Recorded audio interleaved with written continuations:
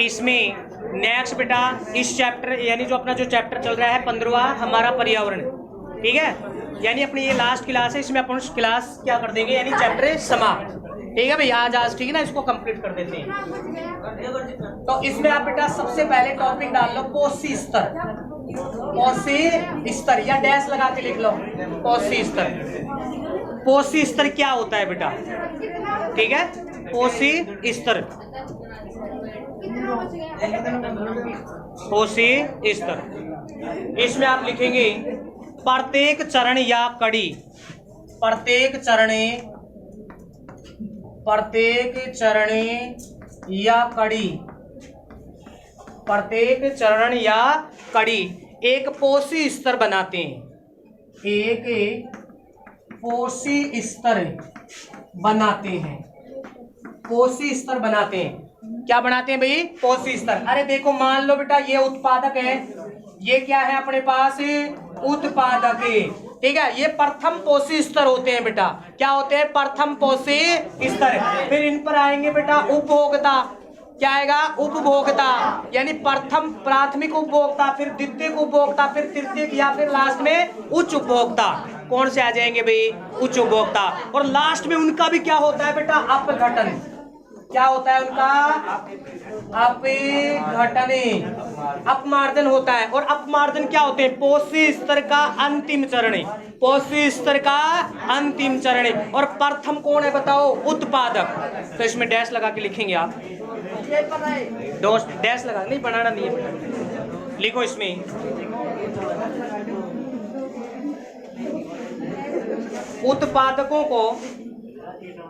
उत्पादकों को नई लाइन से, उत्पादकों को प्रथम पोषी स्तरे, प्रथम पोषी स्तरे कहते हैं, प्रथम पोषी स्तरे कहते हैं। उत्पादकों को बेटा प्रथम पोषी स्तरे कहते हैं, जो अपना भोजन प्रकाश संश्लेषण के माध्यम से बनाते हैं, प्रकाश संश्लेषण के माध्यम से बनाते हैं। किस माध्यम से बनाते हैं भाई, प्रकाश संश्लेषण माध्यम से बनाते हैं। नेक्स्ट लिखेंगे सहकारी, सहकारी। और इनको क्या कहते हैं, कोई बताएगा, प्राथमिक उपभोक्ता, प्राथमिक उपभोक्ता को, सहकारी या बेटा प्राथमिक उपभोक्ताओं को दोबारा बेटा है ना, पोषी स्तर अगर आप पूछे तो आपको कौन से पोषी स्तर होते हैं, ठीक है ना। सहकारी प्राथमिक उपभोक्ता को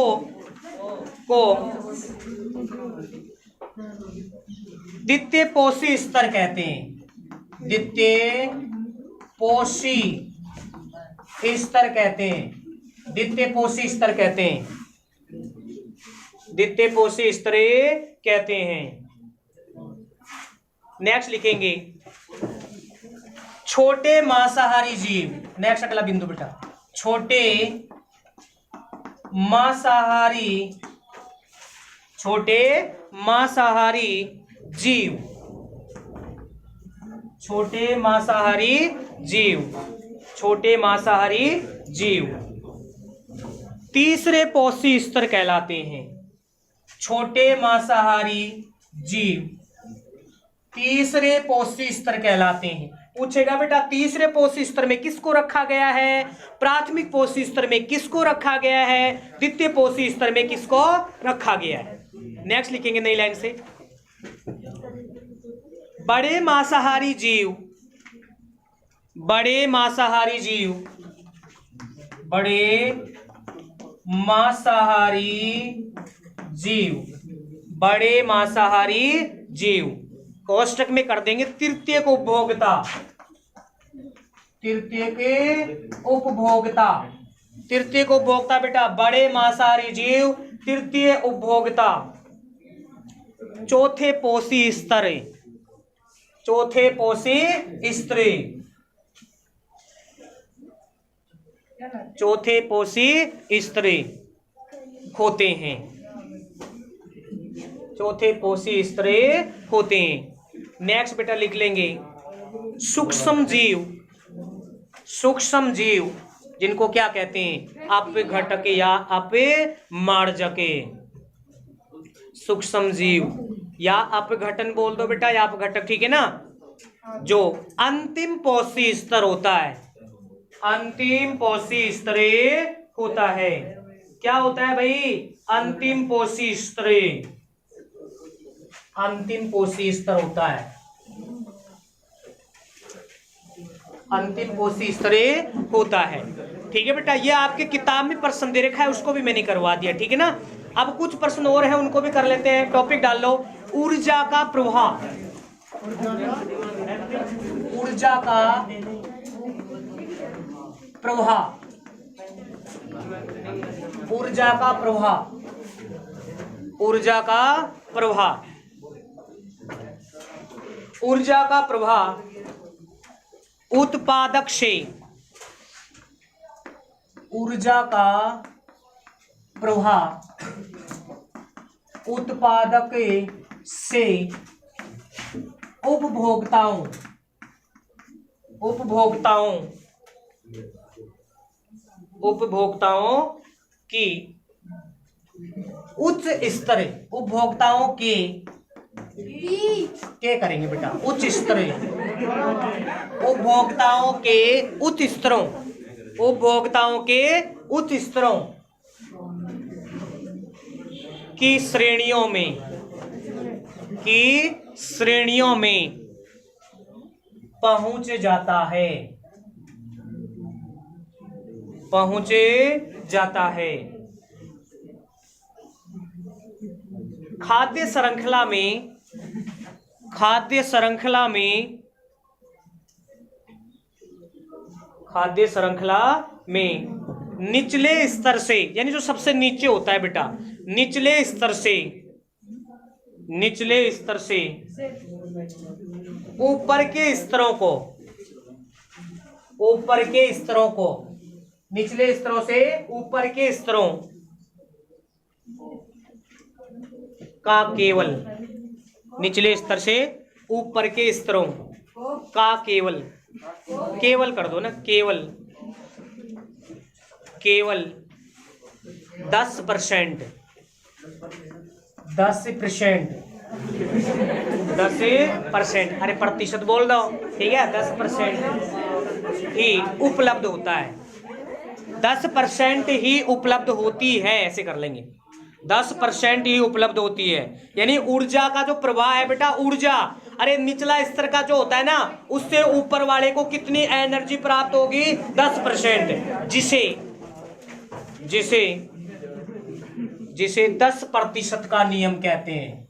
अंडरलाइन कर लेना भाई, जिसे 10% का नियम कहते हैं, 10% का नियम कहते हैं, 10% का नियम कहते हैं। अब समझ लो बेटा 10% का नियम क्या है, इधर ध्यान दो सभी एक बार। अरे मान लो बेटा ये अपने पास इस प्रकार से, ठीक है ना, ये है अपने पास उत्पादक है, क्या है भाई, उत्पादक, पेड़ पौधे हैं बेटा। अब इसके बाद में मान लो बेटा ये क्या है, प्राथमिक उपभोक्ता, फिर कौन होंगे बताओ, द्वितीय के उपभोक्ता, फिर तृतीय उपभोक्ता बेटा, कौन से हो जाएंगे, तृतीय के उपभोक्ता। यानी 10% का नियम क्यों कहते हैं बेटा, अरे मान लो इस उत्पादक को बेटा 10,000 ऊर्जा प्राप्त होती है, कितनी ऊर्जा, 10,000 जूल प्राप्त होती है। ऊर्जा यानी ऊर्जा का मात्रक क्या होता है बेटा, जूल, तो 10,000 जूल प्राप्त होती है उत्पादकों को सूर्य से, पेड़ पौधों को बेटा। अब इसमें बेटा क्या होगा, प्राथमिक जो उपभोक्ता होते हैं उनको कितनी एनर्जी प्राप्त होगी, 10%, इसका 10% निकाल लो, अरे कितना, 10%, यानी 10 बटे में क्या लगा दूं, 100, 1 0 से 1 0 और 1 0 से 1 0, तो देखो बेटा इसको 10,000 जूल, तो इसको बता दो कितनी, 1000 जूल। कितनी प्राप्त होगी प्राथमिक उपभोक्ताओं को, 1000, द्वितीय उपभोक्ताओं को बताओ बेटा, अरे कितनी, 1 0 से 1 0, तो कितनी प्राप्त होगी बेटा, 100 जूल। अरे कितनी 100 और इसको 10 कितनी प्रतिशत 10%। यानी ऊर्जा का प्रवाह बेटा घट रहा है, ऊर्जा का प्रवाह घट रहा है। लेकिन ऊर्जा बेटा एक दिशीय होती है, याद रखेंगे। ऊर्जा एक ही दिशा में मूवमेंट कर, ये नहीं है कि भैया इसको जब 1000 जूल प्राप्त हो गए तो ये 1000 इसको प्राप्त होगा, नहीं बेटा, ठीक है ना, इसको प्राप्त नहीं होगा। ऊर्जा एक दिशीय होती है बेटा, और हर कैटेगरी में 10% समझ रहे हो ना, कितनी 10% उपयोग में ली जाती है, आगे ट्रांसफर होती रहती है, एक दिशीय होती है बेटा, ये बैक में कभी नहीं आती है। अगर द्वितीयक उपभोक्ता को 100 जूल प्राप्त हो गया है तो इसको बेटा 100 जूल प्राप्त नहीं होगा, इसका 10% नहीं, बात समझ में ना, इसके पास ज्यादा एनर्जी है। और लास्ट में ऊर्जा में क्या होती चली जाती है, अंतिम चरण में कमी, ऊर्जा की क्या होती है, कमी, ठीक है। तो इसमें आप लिखेंगे ऊर्जा का प्रवाह, ऊर्जा का प्रवाह एक दिशीय होता है, ऊर्जा का प्रवाह एक दिशीय होता है, ऊर्जा का प्रवाह एक दिशीय होता है, ऊर्जा का प्रवाह एक दिशीय होता है।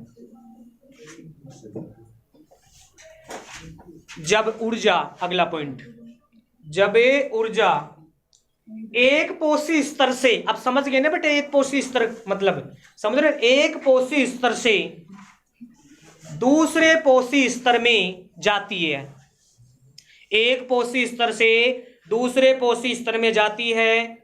अरे यानी जो उत्पादकों से कहां जाएगी बेटा, उपभोक्ताओं में। तो ऊर्जा में कमी होती है, ऊर्जा में क्या होती है भाई, कमी होती है, ऊर्जा में क्या होती है, कमी।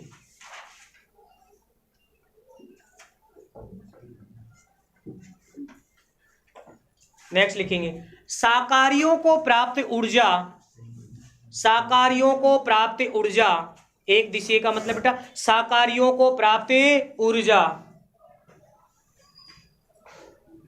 शाकाहारियों को प्राप्त ऊर्जा,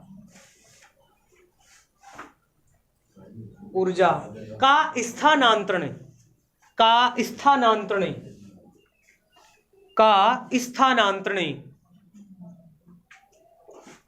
उत्पादकों को उपलब्ध नहीं होता है, उत्पादकों को उपलब्ध नहीं होता है, यानी बैक में नहीं जाती है बेटा ऊर्जा, एक ही दिशा होती है वो, ठीक है, उत्पादकों को उपलब्ध नहीं होती है, ठीक है बेटा। 10% का नियम समझ में आ गया। अब एक न्यूमेरिकल करो बेटा, किताब में दे रखा है आपने, एक न्यूमेरिकल क्वेश्चन लिखो, लिखो जल्दी लिखो। यदि सूर्य से पौधे को, यदि सूर्य से पौधे को, यदि सूर्य से पौधे को, पौधे को, सूर्य से पौधों को या पौधे को 20,000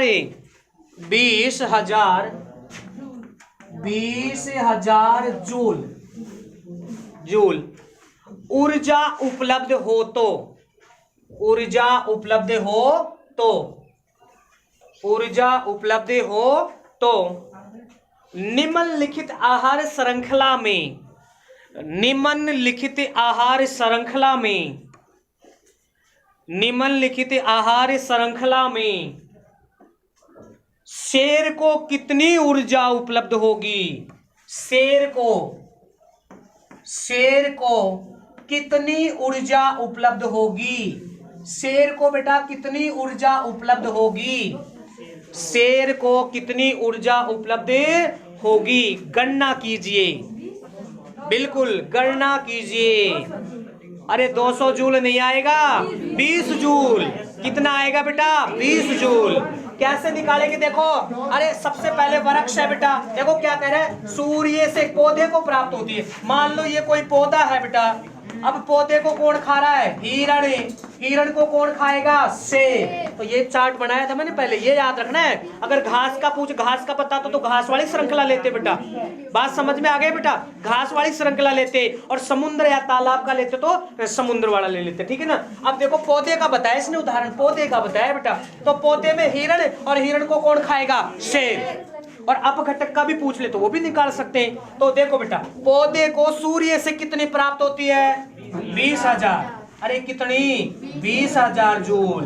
तो बेटा 20,000 जब प्राप्त होती है तो बताओ पौधे को कितनी ऊर्जा प्राप्त होगी, पौधे को अरे 10% निकाल लो ना इसका, गुणा में 10 बेटा, और कितना आ जाएगा 100, तो 3 2 0 से 2 0 कितना आ गया बेटा, हाँ बिल्कुल बिल्कुल, ये आ गया बेटा 2000 जूल। बताओ पौधे को कितनी प्राप्त हो गई, 2000 जूल। कितनी बेटा 2000 जूल। अब हिरण को बताओ 2000 गुणा 10% निकालेंगे 100, 1 0 से 1 0 और 1 0 से 1 0, कितना आ जाएगा बेटा 200 जूल। तो बताओ हिरण को कितनी ऊर्जा प्राप्त हुई, 200 जूल। ठीक है बेटा, देखो ऊर्जा का स्तर कम होता जा रहा है, ये बात लिखवाई है मैंने, ऊर्जा का स्तर क्या होता जा रहा है, कम। बताओ बेटा शेर को कितनी प्राप्त होगी, यानी 200 का निकाल लो बेटा 10%, तो ये आ गया 1 0 से 1 0, तो कितनी प्राप्त होगी बता दो शेर को, 20 जूल। आंसर क्या आ जाएगा 20 जूल। ऐसे कैसे उतार लो इसको, सेम जैसे मैंने उतारा बेटा ऐसे करना है अपने को। अब चाहे 10,000 आ जाए बेटा यहाँ, चाहे 50,000 आ जाए, चाहे 1 लाख आ जाए, आप बता सकते हैं ऊर्जा का स्तर। उतार लो इसको, क्रम से उतार लो ऐसे।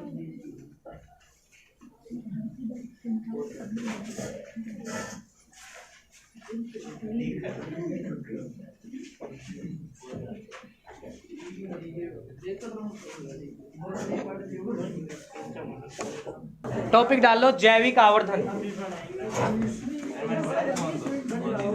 जैविक आवर्धन, जैविक आवर्धन, जैविक आवर्धन, जैविक आवर्धन। इसमें लिखेंगे खाद्य श्रृंखला में एक, खाद्य श्रृंखला में एक, खाद्य श्रृंखला में एक, खाद्य श्रृंखला में एक अवस्था से दूसरी अवस्था में, खाद्य श्रृंखला में बेटा एक अवस्था से दूसरी अवस्था में, एक अवस्था से दूसरी अवस्था में जाते हुए या जाते हैं तो, खाद्य श्रृंखला में एक अवस्था से दूसरी अवस्था में जाते हैं तो रासायनिक रासायनिक रासायनिक स्थायी पदार्थ, रासायनिक स्थायी पदार्थ, रासायनिक स्थायी पदार्थ या तत्व, या तत्व, कोष्टक में लिख लेंगे पीड़कनाशी। बेटा तत्व कौन से, पीड़क नाशी, पीड़कनाशी बेटा, या इसको बोलते हैं DDT। ठीक है, पूरा नाम लिखवाए रखा है मैंने, पीड़कनाशी। यानी कुछ रसायन है बेटा, कुछ तत्व है, ठीक है, जैसे पीड़क नाशी, कोमा रेडियो सक्रिय वस्तुएं, रेडियो सक्रिय, रेडियो सक्रिय वस्तुएं, रेडियो सक्रिय वस्तुएं, या भारी धातुओं की सांद्रता, भारी धातुओं की सांद्रता, भारी धातुओं की सांद्रता में वृद्धि होती है, में वृद्धि होती है।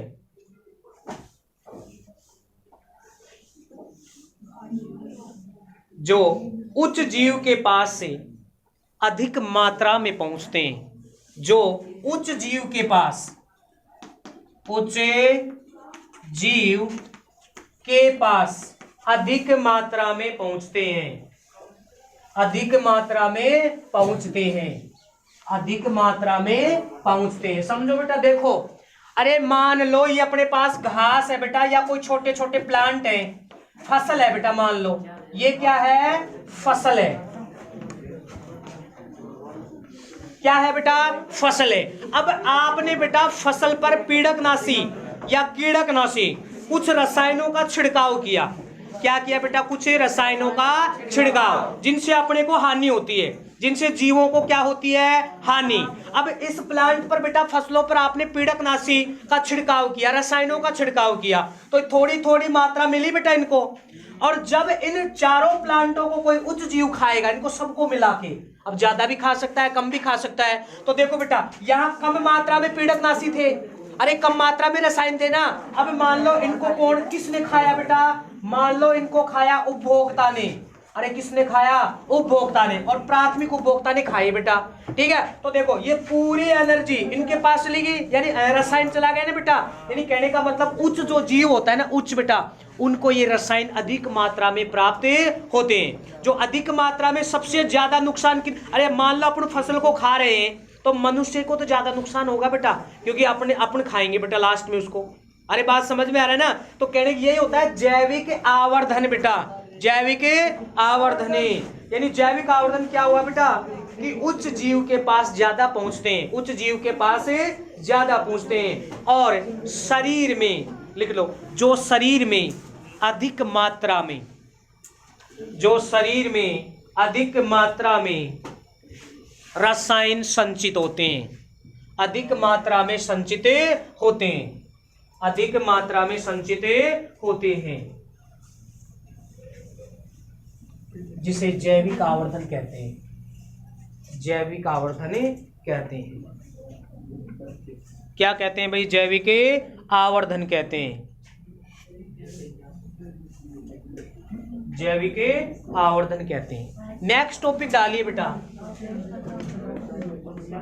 ओजोन लेयर या ओजोन परत, ओजोन परत, और यहां लगा लेना स्टार,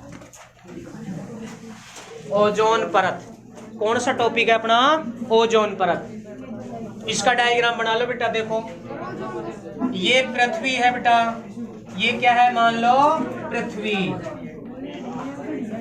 और ये क्या है यहाँ वायुमंडल, अरे क्या है वायुमंडल, इधर ध्यान दे भैया, वायुमंडल क्या है, वायुमंडल, ठीक है बेटा। अब वायुमंडल में आपको पता है बेटा ऑक्सीजन भी है, ऊपर बढ़ाऊं क्या, ये लो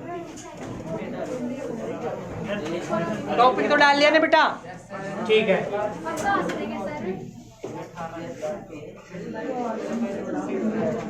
अरे यहाँ दिखा देगा ना, मान लो बेटा ये पृथ्वी है, क्या है पृथ्वी, ये पृथ्वी है बेटा, और यहाँ ये क्या है बताओ, वायुमंडल, क्या है भाई वायुमंडल, ठीक है बेटा। और ये एक लेयर बनती है बेटा वायुमंडल से बाहर, एक लेयर बन जाती है, क्या बढ़ती है भाई, एक लेयर बढ़ती है बेटा। इसको थोड़ा सा यहाँ से रखेंगे हटा के, ठीक है। और ये लेयर होती है बेटा ओजोन परत, क्या होती है भाई, ओजोन परत, क्या होती है बेटा, ये एक ओजोन परत होती है, मतलब 3 ऑक्सीजन से जुड़ी, ऐसे लिख लो बेटा, ऐसे ओजोन परत होती है, ये एक ओजोन परत होती है, क्या होती है भाई, एक ओजोन परत होती है बेटा, क्या होती है, एक ओजोन परत, या लिख देता हूं ओजोन परत। और मान लो बेटा यहाँ ये क्या है, सूर्य, क्या है भाई सूर्य, क्या है बेटा सूर्य, ठीक है। अब क्या है बेटा, सूर्य से कुछ हानिकारक विकिरण, कुछ हानिकारक विकिरण जिसको कहते हैं यूवी, पैराबैंगनी विकिरण, कौन सी होती है बेटा, पैराबैंगनी विकिरण, पैराबैंगनी विकिरण। डायग्राम बना लो जल्दी एक बार, यूवी क्या है, ये यूवी है बेटा।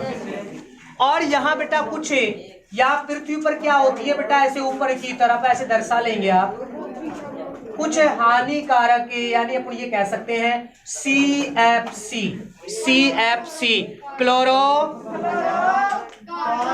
बिल्कुल क्लोरो फ्लोरो कार्बन, इसका पूरा नाम लिख लेना, यही लिख लेना आप तो कोष्टक बना के, CFC का पूरा नाम क्लोरो फ्लोरो कार्बन, पूछता है बेटा क्लोरो फ्लोरो कार्बन। तो इस प्रकार का ये डायग्राम आप बना सकते हैं। सूर्य हो गया बेटा, ये ओजोन परत हो गई। अब इसमें क्या होता है कि यहाँ CFC रेफ्रिजरेटर या जो एसी वगैरह होते हैं ना, उनसे निकलती है CFC बेटा। क्या निकलती है? CFC। ठीक है, अब ये CFC क्या काम करती है बेटा? ओजोन परत को तोड़ती है। किसको तोड़ती है? ओजोन परत को तोड़ देती है। और जब ओजोन परत को तोड़ेगी तो बेटा सूर्य से कुछ हानिकारक विकिरणें, ठीक है ना, हानिकारक विकिरणें कहां आ जाएंगे बेटा बताओ? पृथ्वी पर, जीवों पर पड़ेंगे। वो जीवों पर उसका फिर बुरा प्रभाव पड़ेगा बेटा, और ये त्वचा का कैंसर बना देती है। क्या बना देती है? त्वचा का कैंसर। तो इस तरह से आप डायग्राम बना सकते हैं। इसमें आप लिखेंगे बेटा ओजोन, ओजोन, और ओजोन के कोष्टक में लिख लेना बेटा O3, क्योंकि O3 होता है ओजोन का सूत्र। O3 का एक अणु, का एक अणु ऑक्सीजन, का एक अणु ऑक्सीजन के 3 परमाणुओं, ऑक्सीजन के 3 परमाणुओं से मिलकर बना होता है, से मिलकर बना होता है, से मिलकर बना होता है। यानी बेटा देखो ये ऑक्सीजन अपने पास और ये O2 ऑक्सीजन बेटा, और ये मिलकर क्या बना देते हैं? O3। क्या लास्ट में उतारना? अभी नहीं उतारना इसको, ठीक है, O3। फिर आगे लिखेंगे क्योंकि ऑक्सीजन श्वसन के लिए होता है, क्योंकि ऑक्सीजन श्वसन के लिए होता है,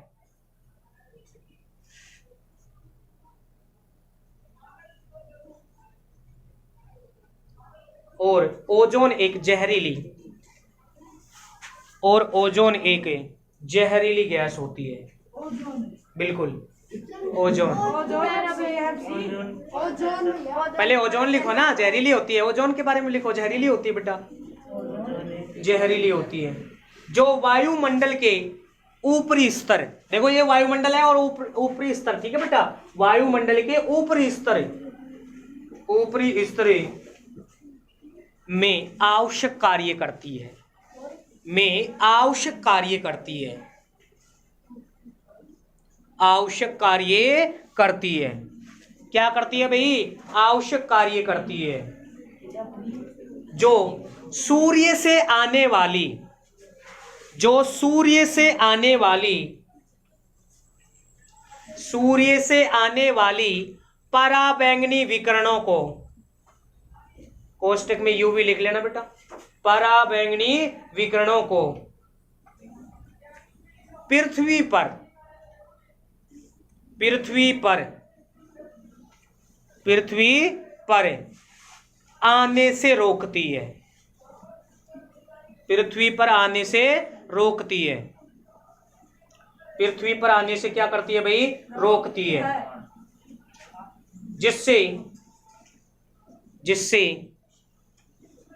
पृथ्वी पर पाए जाने वाले, पृथ्वी पर पाए जाने वाले जीवों की रक्षा करती है। जीवों की क्या करती है भाई? रक्षा करती है बेटा, रक्षा करती है।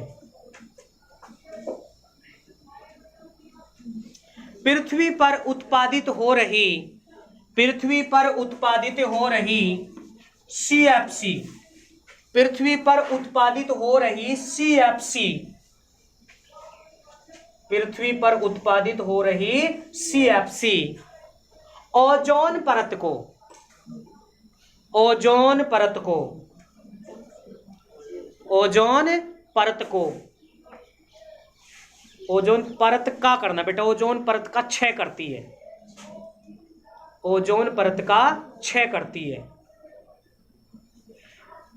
ओजोन परत का क्या करती है? क्षय करती है। जिससे, जिससे, जिससे से, जिससे से ओजोन परत में एक छेद हो जाता है, ओजोन परत में एक छेद हो जाता है। ओजोन परत में क्या हो जाता है भाई? एक छेद हो जाता है। जिससे, जिससे सूर्य से प्राप्त या सूर्य से आने वाली, सूर्य से आने वाली सूर्य से आने वाली हानिकारक पराबैंगनी किरणें, हानिकारक पराबैंगनी किरणें या विकिरण बेटा, हानिकारक पराबैंगनी विकिरणें या विकिरणें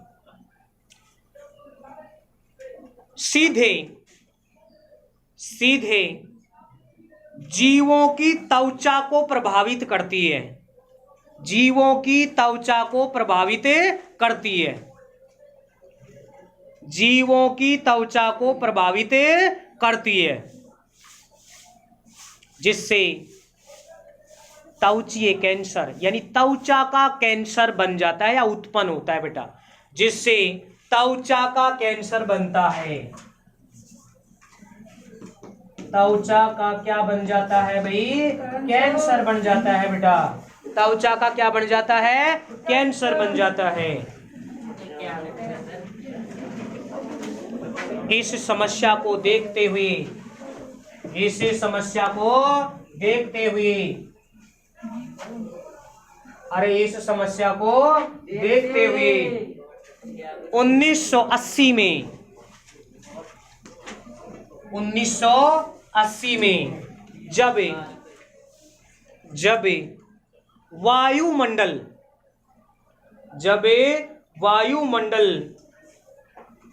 में उत्पन्न हो रही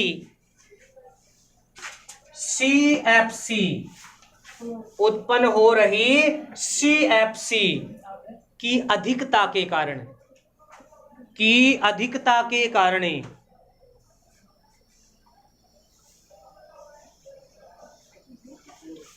ओजोन परते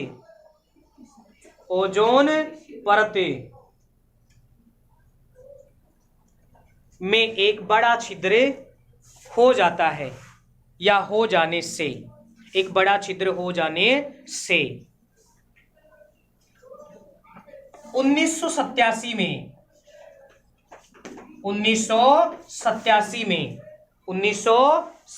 में संयुक्त राष्ट्र पर्यावरणीय कार्यक्रम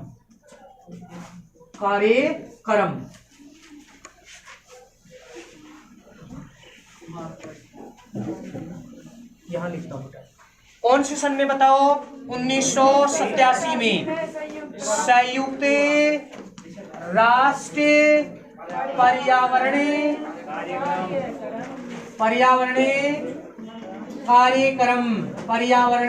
कार्यक्रम, इसको कहेंगे बेटा UNEP,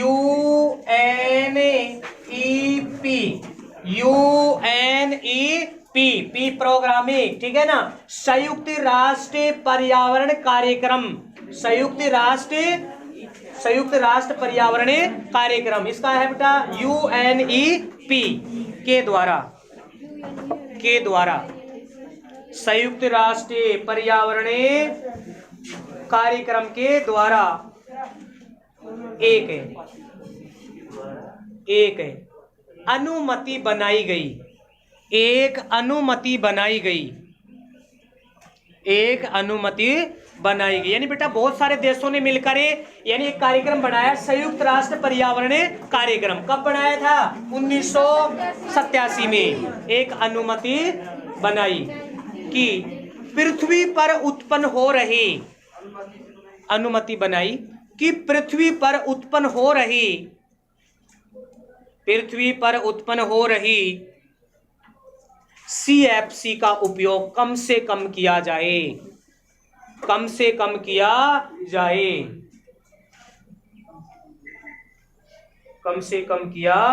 जाए।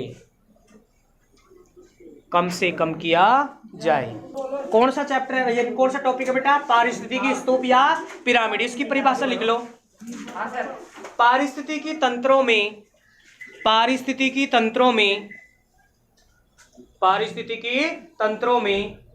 विभिन्न जैविक घटकों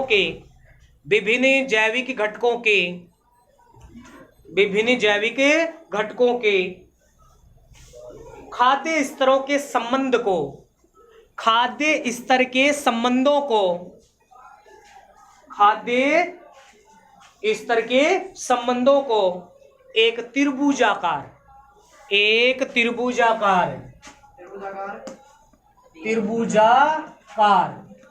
चित्र में प्रदर्शित किया जाता है।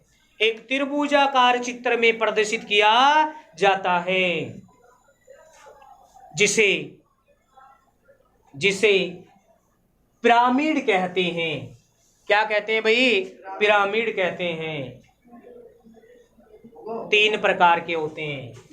अरे भाई कितने प्रकार के? 3 प्रकार के होते हैं। पहला लिखो बेटा, 3 प्रकार में पहला जीव संख्या पिरामिड। एक होता है बेटा, यहां कह सकते हैं अपने जीव भार पिरामिड, और लास्ट है बेटा ऊर्जा पिरामिड। ऊर्जा